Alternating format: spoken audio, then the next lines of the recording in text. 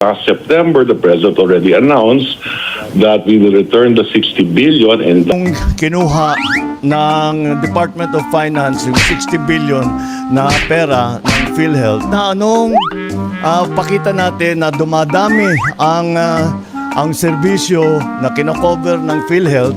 So you cannot blame them na may pangamba sila na baka sa pagkuha ng 60 billion ay baka mabawasan ang services. So I'm happy to be able to announce yung mga savings natin na bago na galing sa iba't ibang departamento but mainly from Department of Public Works and Highway, Department of Public Works and Highways. we will return the 60 billion and that will be incorporated in the 2026 budget. Mga savings natin na bago galing sa iba't ibang departamento,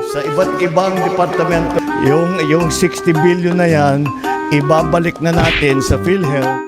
60 billion excess funds ng PhilHealth na gamit sa health at social service program. Karamihan sa 60 billion pesos excess fund ng PhilHealth ay napakinabangan ng taong bayan. 60 billion na yan, ibabalik na natin sa mga savings natin na bago galing sa iba't ibang departamento, Department of Public Works and Highway.